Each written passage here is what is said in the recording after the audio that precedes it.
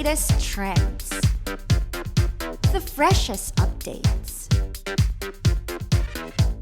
cutting-edge technologies that are revolutionizing the way we live, work, and interact with each other. This is FOMO, the future of money. Hello mga ka-Web3 crew! This is Krista. To moon, to moon, to moon, to the moon! Are you curious about what's trending in the world of technology and finance? Don't worry dahil sagot kita! And for today, sama-sama tayong attend ng Dubai FinTech Summit dito sa Medina, Jumeirah. Tara!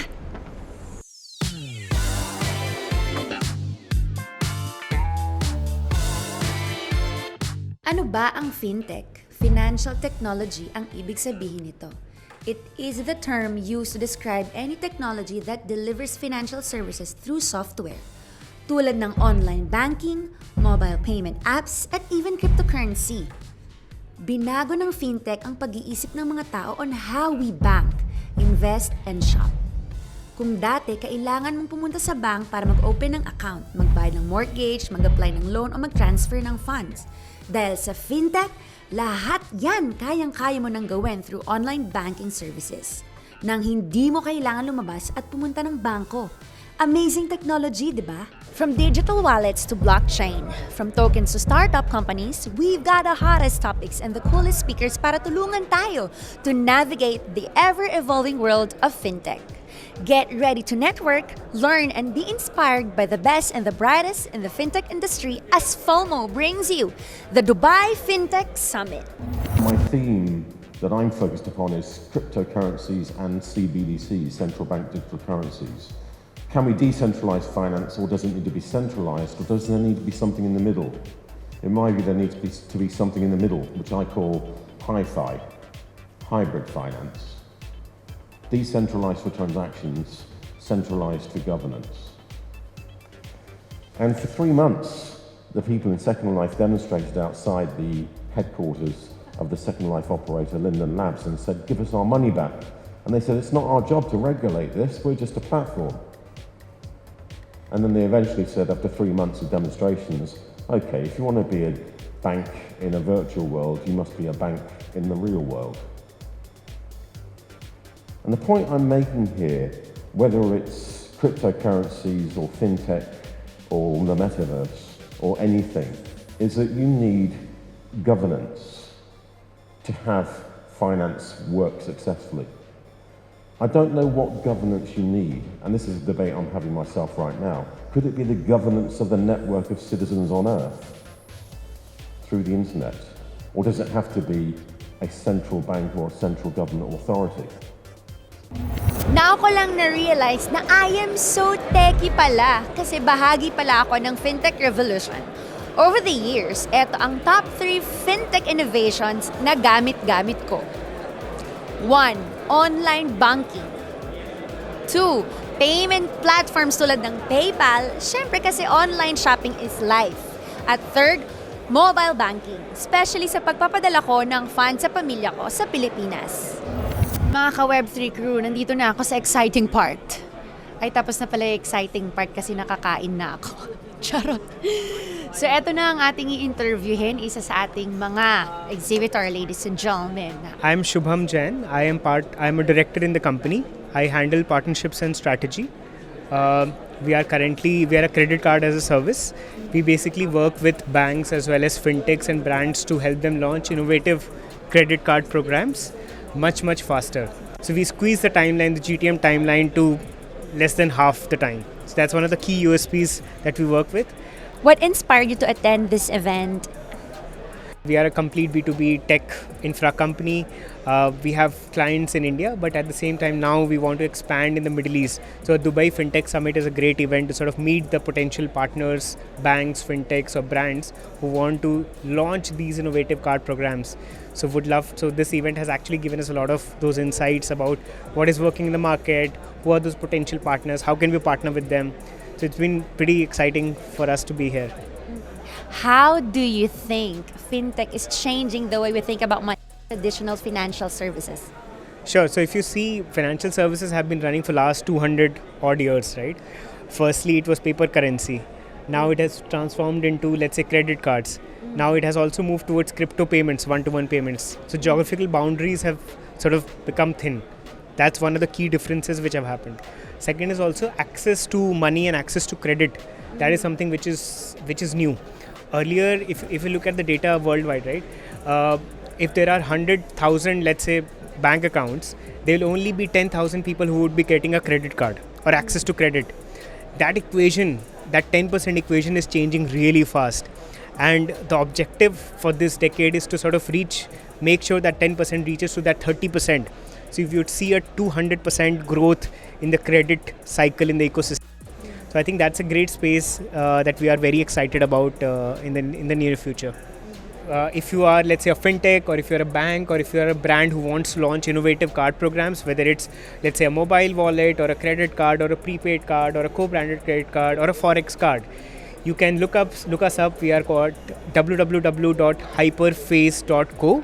You can log us and just send us your contact details, and our team will reach out and help you launch innovative card programs immediately and very, very successfully. Thank you. Thank you so much. Alam nyo na mga ka-Web3 crew, marami pa tayong matutunan. Dito lang yan sa FOMO, the future of money.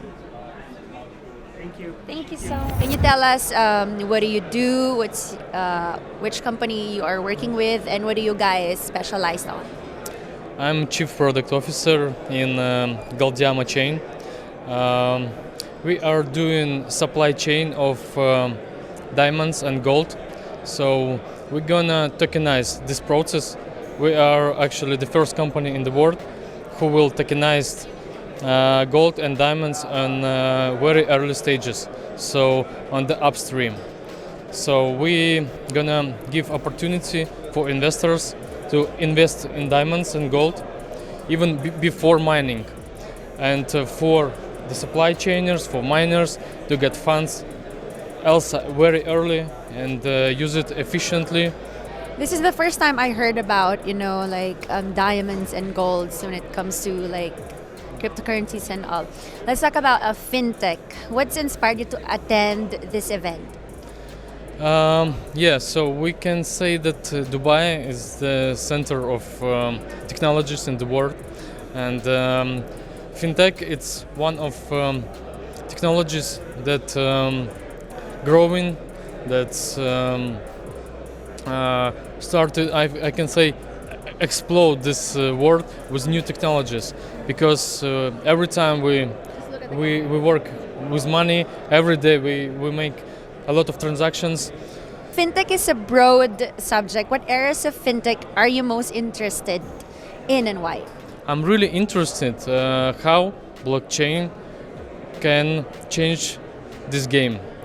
Because for this moment, we can say that adoption of crypto, of blockchain technologies, we can say that fully or even have a biggest part of financial technologies. It's just started, and I'm really excited. I'm really interested how that can change this field, how that can change the world. For you, what do you think is the biggest opportunity in the fintech industry right now? For sure, we just started. I mean, this industry just started in the very beginning. Do you feel like dancing? Just relax, it's okay. Do you have anything to promote? Visit goldiama.com. See you there. Thank you so much. Ayan mga ka-Web3 crew, dyan lang kayo. Marami pa tayong makakausap. Dito lang yan sa FOMO, the future of money. Mga ka-Web3 crew, isa na naman pong dugo ang ilong ang magaganap ngayon dahil kasama ko po ang ating isa sa mga exhibitors, ang Facet, and I am with Mr. Maximilian Mambach, Vice President of Markets and Enterprise for Facet. Vice President, guys.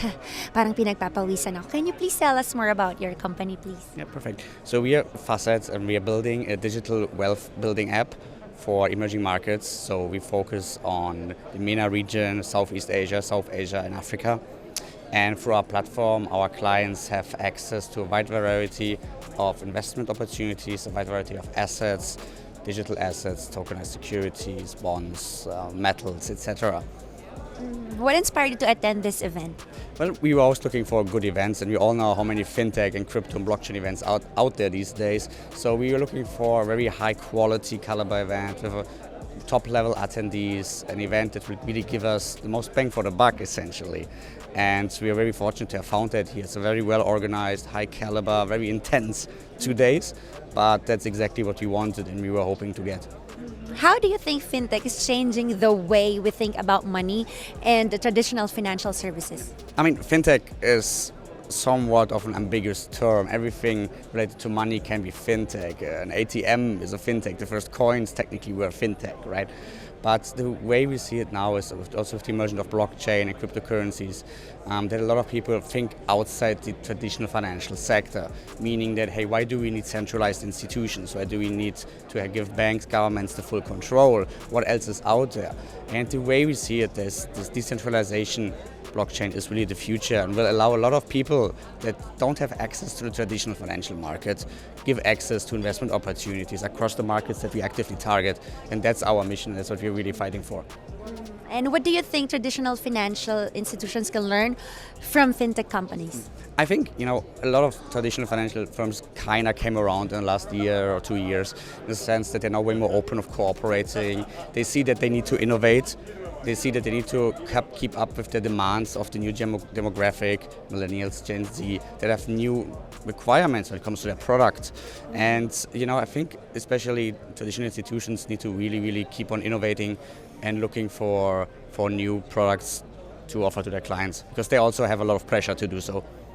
For last question, for you, what do you think is the future of money?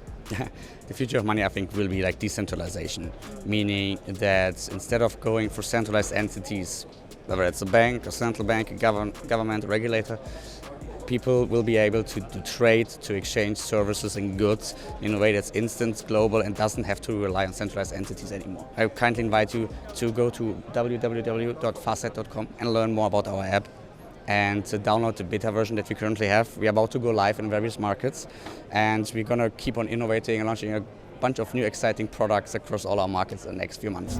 Mga ka-Web3 crew, kumahol. Sobrang natutuwa ako kasi first time namin makaka-interview ng kabayan at hindi na magdudugo yung ilong ko kasi kanina pa ako English ng English. Yung iba hindi ko na rin maintindihan. Kasama ko ngayon, isa sa ating mga exhibitors, ang FINTECH Pay. O, tama, FINTECH Pay. At kasama natin si Miss... I'm Michelle Torres. I'm the Business Development Manager for FINTECH Pay. So, explain ko lang sa inyo kung ano yung solution namin, ang FINTECH Pay. It is a fintech company wherein our part of our solution is payments. So, ang ano talaga namin, ang solution namin is for the e-commerce. Like yung mga taong merong e-com businesses na looking for, payment solution. Usually kasi sa payments, some of it, they only understand credit card, debit cards. Dito sa FINTECH Pay, marami siyang modes of payments. If you're familiar with the, BNPL, like Buy Now, Pay Later, Tabi, Tamara. So yung mga kabayan na, open sa ganitong klaseng business, may mga website sila pero hindi nila alam kung paano, i-integrate yung website nila into yung mga pay modes. So with FINTECH Pay, yung API namin, which is yung mga options ng payments, andito sa amin lahat sa FINTECH Pay in just one integration. So malaki talaga yung tulong ng FINTECH Pay because very seamless siya when it comes sa payments.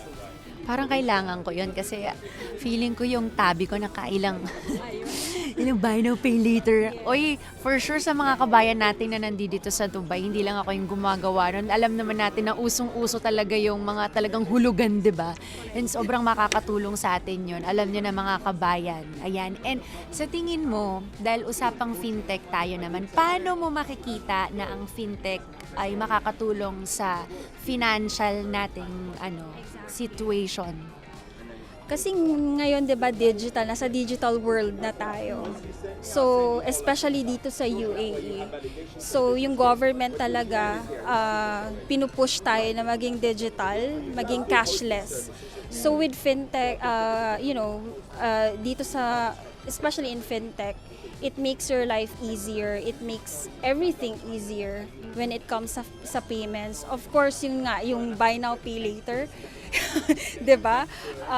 Very convenient siya gamitin. Like for example, gusto ko siya bilhin, wala akong pera ngayon. So may option na gamitin mo siya na mabili ko siya ngayon without interest, 'di ba? Yun naman yung importante. Pero dapat kailangan mo magbayad on time, 'di ba? Syempre sabihin natin 4 months to pay 'yun. Tapos walang interest 'yun. Pero kapag umabot ka ng 1 year, ewan ko na lang kung di ka makulong. Charot. So sa tingin mo, ano ang pinakamalaking opportunity sa fintech pagdating natin sa, alam mo yun, sa industriya? Actually, marami. Lalo na ngayon dito sa FinTech Summit, may mga speakers tayo dito na we learn a lot. We learn a lot na, yung mga development ng technology ngayon. So, marami siyang potential talaga. So, sa tingin mo, ano yung pinakamalalang challenge na na-experience mo pagdating sa fintech? Hindi naman kasi talaga siya ganun ka-perfect. Yeah. And marami pa ring challenges. Yung mga tawag dito, may mga sa technology, may mga glitches din yan eh. 'Di ba? Kahit malaking company yan or something, may mga may mga glitch. But so happens na unti-unti, sa ng technology ngayon, high-end yung technology natin na din naman. We find ways to correct it. Yes. So, thank you guys dahil binigyan nyo kami ng opportunity to promote SafeXPay. So, sa mga kababayan natin dyan na who's into business, especially sa e-commerce, like nagbo-boom talaga yung industry natin ngayon especially dito sa UAE. If you're planning to have, the business of e-commerce, or you're planning to do e-wallets, if you're looking, may website na kayo and you're looking for like, a solution of payments, you can just, contact us or like us in our page, SafeXPay, LinkedIn, Instagram, and Facebook page. So, yeah. Kasama din sa usapang fintech ang mga new types of money, tulad ng Bitcoin at iba pang cryptocurrencies. They are completely digital money that lives only on the internet, na pwedeng ipang online shopping, fund transfer, or trade, na hindi nyo kakailanganin ng bangko. Fintech is all about using technology to make money management easier. Our thanks to those who made this event possible. Our co-host, Visa. Headline sponsor, and from Etisalat. The presenting sponsor is Jidia, and powered by Majid Al-Ftaim. Biggest learning ko for today. Nakakaloka. Thank you so much, Fintech, kasi it's making our lives easier. Fintech is also helping people by making financial services more accessible to everyone. Kung bago para sa inyo ang fintech, don't worry. It may feel overwhelming, but it's actually a technology na super exciting. Definitely ito ang future of finance. Follow us on our social media accounts, more especially subscribe sa aming YouTube channel dahil exciting days ahead. Marami pa tayong events na pupuntahan together. This is FOMO, the future of money. Hello mga ka-Web3 crew, pinatawag ko kayong lahat sa darating na eleksyon. Hello! Diba? Wala ng tao.